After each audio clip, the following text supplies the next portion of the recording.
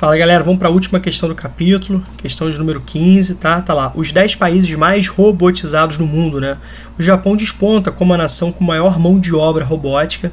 A gente pode perceber que o Japão, né, utiliza robôs até como babás, né, como cuidadoras de idosas, né, devido ao grande teor, inclusive, de população idosa, né, alta expectativa de vida aí. Os filhos, né, precisam trabalhar.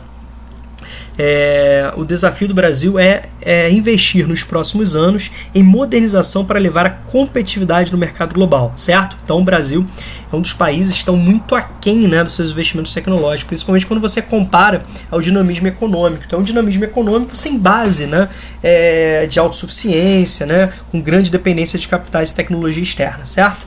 Ranking dos 10 países mais robotizados do mundo, quantidade de robôs industriais para cada grupo de 10 mil trabalhadores. Então você tem os países mais robotizados, né? Países envolvidos, tigres asiáticos, né? Certo? Então nós temos essa relação aí. Então os tigres asiáticos dão de lavada, e os tigres asiáticos primeira geração, né? Coreia do Sul, Taiwan, Singapura, Hong Kong, né? Dão de lavada aí ao Brasil. Hong Kong hoje, né? Uma área politicamente integrada à China, né? Depois da sua devolução da Inglaterra para a administração chinesa, naquele modelo de um país e dois sistemas, mantendo a liberdade econômica e outras liberdades aí. O título da reportagem indica o desafio do Brasil, que ocupava no período a 37º lugar no ranking dos países mais robotizados, é investir em modernização para aumentar a sua competitividade no mercado global.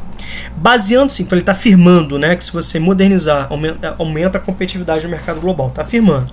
Baseando-se nessa premissa e na composição da lista dos 10 países mais robotizados do mundo, explique como o aumento da produtividade dos países mais robotizados possibilita o seu crescimento econômico. Então, galera, o que acontece? Esses países investem pesado, né, em desenvolvimento em educação, por exemplo, né? Em saúde, educação, prestação de serviços, boa infraestrutura de transporte, boa infraestrutura de comunicação, tá? Então, uma boa administração. Com isso, esses investimentos, né, vão permitir o quê? Vamos pegar a educação, né, como o nosso foco aqui de dar. Você tem investimentos em educação. Consequentemente, o que essa educação vai trazer de benefícios? Né? Vamos pegar a educação, né? A gente pode falar de outros motivos, como eu citei agora, né? Mas vamos pegar a educação, para ficar mais fácil aí, para a gente discutir aos poucos. Você investe pesado em educação. Com isso, você tem grande desenvolvimento tecnológico. Com isso, você tem, né, uma produção de mão de obra qualificada crescente, então você diminui a dependência externa, né, tanto de mão de obra qualificada como de tecnologia, ou seja, não precisa importar, né, tanto tecnologia. Então isso te dá maior autonomia, menor custo, né, produtivo. Com isso você consegue produzir mais em menos tempo, porque você está aumentando o teor, né, de modernização. Então os seus produtos tornam-se mais competitivos, permite que você produza mais diversidade, então você tem uma gama, né, de produtos mais diversos, mais variados, então você já tem uma nova inserção do mercado, né?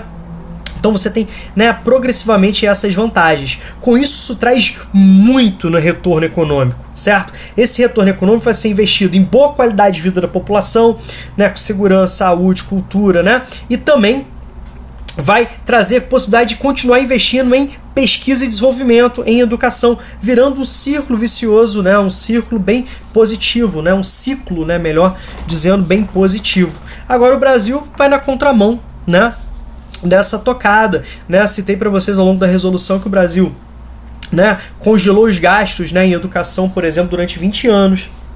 Né, o Brasil prioriza, né, a importação de bens tecnológicos em vez de comprar, né, de produzir aqui.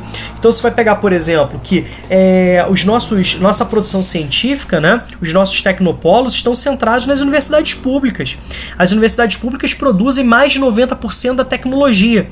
E qual que é a política pública? De sucateamento das universidades públicas, né? De você cortar bolsas de estudo, bolsas de pesquisa, né, de você pagar mal aos profissionais, né, de áreas de pesquisa, professores, né, pesquisadores, cientistas, certo? Então você vive um cenário muito caótico nesse sentido. Tudo isso, né, piora as condições de inserção do Brasil no cenário, né, da globalização. Isso é extremamente... O Brasil continua aprofundando sua dependência tecnológica, dependência financeira. Então, gente, isso é muito sério, né? Então o Brasil está na contramão dessa realidade. Então quando você fala que você está investindo num setor, numa educação técnica, olha a reforma do ensino médio. Gente, as grandes empresas hoje, querem mão de obra qualificada. Né? A gente não vive mais aquela lógica fordista, hegemônica, né, que se exigia mão de obra especializada. Então o Brasil está caminhando na contramão, né, no desenvolvimento econômico. E obviamente vai pagar por isso, já está pagando por isso, né?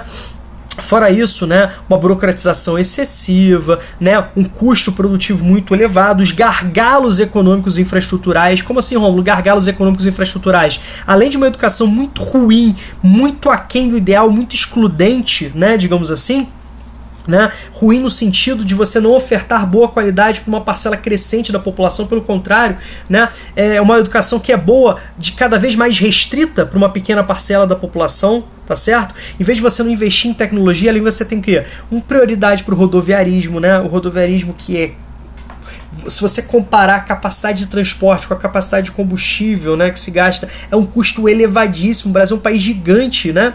E mais de 70% daquilo que nós transportamos nas rodovias, né, em cima dos caminhões. Além dos problemas ambientais, o custo é muito elevado. Então, isso está tudo dentro do custo Brasil. Uma baixa intermodalidade de transporte, né? Nós temos uma matriz energética não eficiente. Bacana? Então nós temos aí transporte, matriz energética, né, desenvolvimento educacional, desenvolvimento tecnológico, né, uma burocracia muito aquém, né, uma burocracia muito elevada, escândalos de corrupção, péssimas administrações públicas, certo? Né, punições aí que são devidas, que não acontecem para escândalos, né, de corrupção, entre outros. Então, o Brasil caminhando na contramão aí do mundo, tá bom? Pelo menos em relação aos grandes países, né, como esses citados na tabela, certo?